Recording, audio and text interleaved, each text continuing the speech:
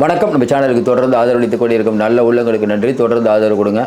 வெளியில் சமூக ஊடகங்கள் பலதில் பார்த்தீங்கன்னா அதிமுக பிஜேபி கூட பிஜேபிக்கு எத்தனை சீட்டு கொடுக்க போகிறாரு, அண்ணாமலைஜி இருந்தால் 90 சீட்டு வாங்கிடுவார் அப்படிங்கிற தகவல்கள் சமூக ஊடகங்களில் பரப்பப்படுது. இன்னொரு பக்கம் எடப்பாடி பழனிசாமி அவர்கள் கூட்டணி ஆட்சி தான் அப்படின்ட்டு பிஜேபி சொல்கிறாங்க, அதிமுகவில் இல்லைன்ட்டாங்க. இப்படிப்பட்ட சூழ்நிலையில் நம்ம உறுதியாக தொடர்ந்து சொல்லிகிட்டு இருக்கோம், எடப்பாடி பழனிசாமி பிஜேபிக்கு 30 சீட்டுக்கு மேலே கொடுக்க மாட்டாங்க அப்படின்னு தான் நம்ம தொடர்ந்து சொல்லிகிட்டு இருக்கோம். அதாவது 30 சீட்டு வாங்கிட்டு அமைதியாக இருந்துக்குவாங்க, 2029 உங்களுக்கு அதிக சீட்டு தரும், இது நமக்கான எலெக்ஷன் இல்லைன்னு அமித்ஷா உணர்றாரு. இந்த 4-5 எம்எல்ஏக்கள் இவங்க ஜெயிச்சு என்ன பண்ண போகிறாங்க கொஞ்சம் யோசனை பாருங்கள். 3 வருஷம் அண்ணாமலை அவர்கள் இருந்தார். 3 வருஷம் இருந்து கட்சி வளர்ந்தது. ஆனால் நாடாளுமன்ற தேர்தலில் ஒரு சீட்டு கூட இல்லை. வரக்கூடிய தகவல்கள் 2 பேரும் ஒன்றா சேர்ந்து நின்னா போன தடவை ஒரு 10 சீட்டு ஜெயிச்சிருக்கலாம். நாடாளுமன்றத்தில் இன்றைக்கி மைனாரிட்டி அரசாக இருக்கக்கூடிய மோடிக்கு அந்த 10 சீட்டு உபயோகமாக இருந்திருக்கும். அப்போ அதை கவுத்து விட்டது அண்ணாமலைங்கிற கோபம் மேலிடத்தில் இருக்குமா இருக்காதா? மறுபடியும் நம்ம சொல்கிறோம், இப்போவும் அமித்ஷா சொன்னது என்னென்னா, எடப்பாடி சொல்கிறத கேளுங்க, இத்தனை சதவீதம் அத்தனை சதவீதம் சொல்லிகிட்டு இருக்காதீங்கன்னு அவர் சொல்கிறது யாருக்குன்னா அண்ணாமலைக்கு தான். அப்போ ரொம்ப தெளிவாக ஒன்று புரியுது. முதல் அண்ணாமலை டெல்லியில் போய் சந்திக்கும் போதே, கூட்டணி இறுதி செய்யும் போதே சீட்டு உறுதியாகிவிட்டது. தொடர்ந்து நம்ம இதை சொல்லிகிட்டு இருக்கோம். ஏன்னா எடப்பாடி அந்த அளவுக்கு விவரம் தெரியாதவர் இல்லை. இன்னொன்று, எடப்பாடி பழனிசாமியுடைய பார்கெனிங் பவரை நமக்கு நல்ல எடப்பாடியோட கிராஃபை நீங்கள் பார்த்தீங்கன்னா ஒவ்வொருத்தருக்கும் ஒரு பார்கெனிங் பவர் இருக்கும். ஐயா ராமதாஸ் பார்கெனிங் பவர் சூப்பராக பண்ணுவார். அதாவது அவர் நினச்சதை சாதிப்பற வரைக்கும் விடாப்பிடியாக இருப்பார். அதே தொல் திருமாவளவன் அப்படி இருக்க மாட்டார். அவர் போய் பேசுவார், ஏதோ முதலமைச்சர் சொல்கிறதெல்லாம் கேட்டு சரி கொடுக்குறத கொடுங்கன்னு வாங்கிட்டு வந்துடுவார். சில பேர் விடாப்பிடியாக இருப்பாங்க, தண்ணி காட்டுவாங்க. எனக்கு நல்லா ஞாபகம் இருக்குது, தன்மானம் காப்பவர் தனித்தன்மை மிக்கவர், அரசியலில் ஒரு அதிசயமானவர் மூப்பனாருக்கு நான் தான் பாட்டு போட்டு வீடியோ சாங்லாம் பண்ணி கொடுத்தேன். அதனால் சொல்கிறேன், நல்லா தெரிஞ்சவங்கிற மாதிரி சொல்கிறேன். அதாவது அந்த சீட்டுக்கெல்லாம் அலை விடுவார். கடைசி நேரத்தில் யாரு கூட கூட்டணிங்கிறதே அவர், அதாவது மூப்பனார் அவர்கள் என்ன சொல்ல போகிறாங்கிறது அப்போல்லாம் இந்த அளவு யூடியூப்லாம் இல்லை. மூப்பனார் அவர்கள் என்ன சொல்ல போகிறாருங்கிறத தமிழ்நாடு எதிர்பார்த்தது. அப்படி ஒரு நிலைமை இருந்தது. அந்த அளவுக்கு ஆட்டம் காட்டினவர். கடைசியாக போய் ஜெயலலிதாமாவோட சேர்ந்து ஜெயிச்சிருச்சு அந்த கூட்டணி. ஏன் இதை சொல்கிறோம்னா, அந்த சீட்டு பேரங்கிறது கடைசி வரைக்கும் அந்த இன்க்ரீஸ் பண்ணுறது பாட்டாளி மக்கள் கட்சி நிறுவனர் ஐயா ராமதாஸும் பண்ணுவார். இப்போ திமுகவோ அதிமுகவோ கூட்டணி பேசணும்னா இவங்க தான் தைலாபுரம் போகணும், அவர் வரமாட்டார். இப்போ கொஞ்சம் இப்போ சிபி சண்முகம் தானே போனார், அவர் வரமாட்டார். இப்படி திரும்ப அப்படி இல்லை, அவரே போவார். அதே மாதிரி எடப்பாடி பழனிசாமி ஒத்துக்க மாட்டார். அதாவது அமித்ஷா இல்லைங்க கூட்டணி பலவீனமாக இருக்குது, டிடிவியெல்லாம் சேர்த்துக்கோங்க, அவங்க உங்கள் சின்னத்திலே கூட நிற்க வைங்க அப்படின்னு சொல்லும் போது கூட இல்லைங்க நான் தாங்க ஜெயிப்பேன், அவ்வளோதாங்க விட்டுருங்க அப்படின்னு சொல்லி அமித்ஷாவையே கன்வின்ஸ் பண்ணவர். அதுக்கப்புறம் பார்த்திங்கன்னா நாடாளுமன்ற 2019 நாடாளுமன்றத்தில் பிஜேபிக்கு வெறும் 5 சீட்டு கொடுத்தார். எந்த எடப்பாடி? நீங்கள்லாம் சொல்கிற அடிமை எடப்பாடி. 2018 மோடியுடைய தயவுனால தான், பிஜேபி தயவுனால தான் ஐயா எடப்பாடியுடைய ஆட்சி இருக்குதுன்னு நம்ம தொடர்ந்து சொல்லிகிட்டு இருக்கோம். அந்த 4 வருஷம் கேட்டதுக்கெல்லாம் கையெழுத்து போடுறாரு. உதயமின் திட்டத்தில் கையெழுத்து போடுறாரு, அது கையெழுத்து போடுறாரு, எல்லாம் சொன்னோம். அப்போ பிஜேபி நடிச்சிருந்தா சீட் அதிகம் வாங்கியிருக்க முடியாது. எடப்பாடி உங்கள் மேலே நிறையா கேஸ் இருக்குது, பாதி சீட் எங்களுக்கு கொடுங்கன்னு வாங்கியிருக்க முடியாது. ஏன் மிரட்ட முடியல எடப்பாடியா? வெறும் 5 சீட்டு கொடுத்தாரு. உண்டா இல்லையா? அதனால தான் சொல்கிறோம், எடப்பாடி பழனிசாமியுடைய சாதுரியத்தை குறைச்சி மதிப்பிட முடியாது.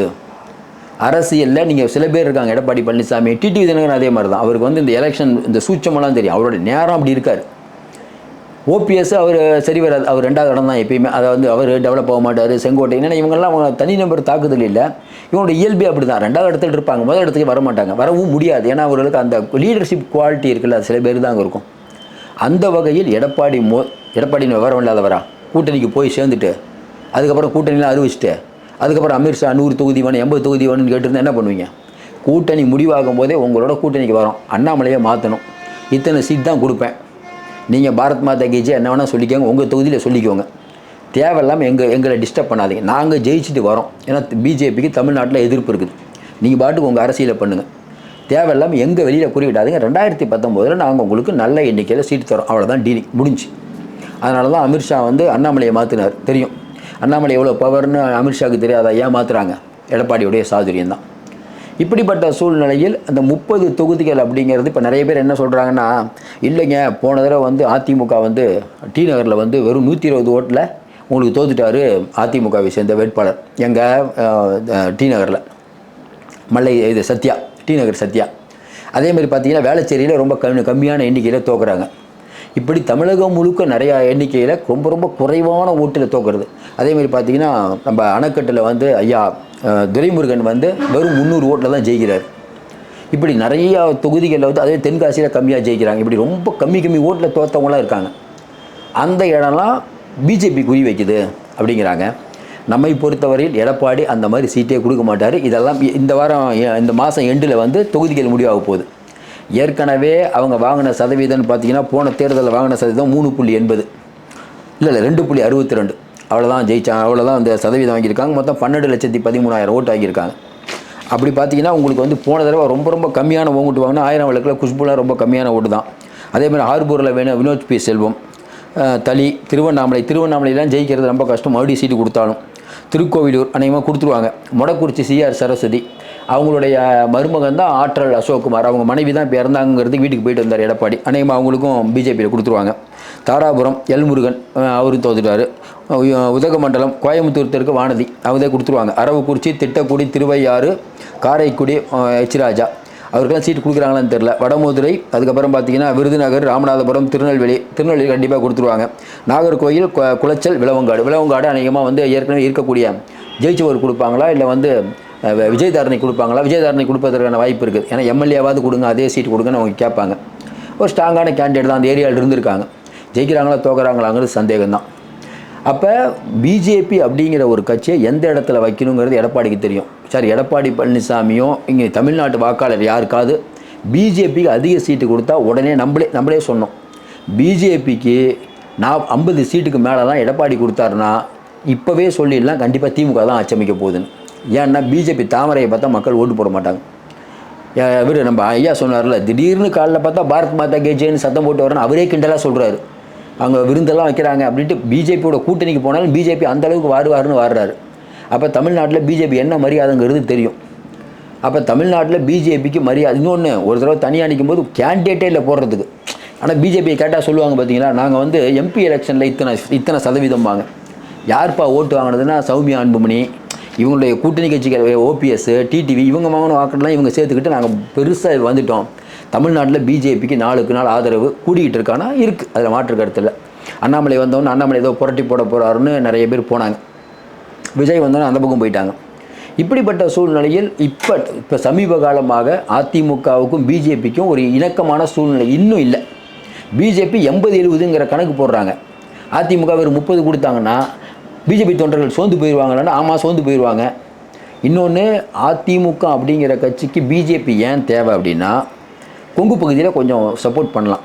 ஆனால் முக்கியமாக எடப்பாடி என்ன நினைக்கிறாரு, திமுகவுடைய மணி ஃப்ளோவை கட்டுப்படுத்தணும், அவ்வளோதான்.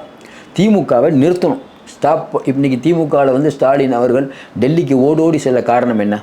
எடப்பாடி கூட்டணிக்கு சேர்ந்ததுனால தானே. இல்லைனா இடி ரைடு வருமா? டாஸ்மார்க் ரைடு, மணல் ரைடு, அடுத்து தேசிய புலனாய்வு முகமை வருது. அதுக்கப்புறம் இன்னும் 2-3 மினிஸ்ட்ரி மேலெலாம் ரைடு வரப்போகுது. திமுகவை சிதறடிக்கிறாங்க. வாரிசுக்கு பிரச்சனை, ரத்தீஷ் ஓடிட்டார், இன்னும் 2 தம்பிகள் ஓடிட்டாங்க, பெயிலுக்கு அலைஞ்சிக்கிட்டே இருக்காங்க.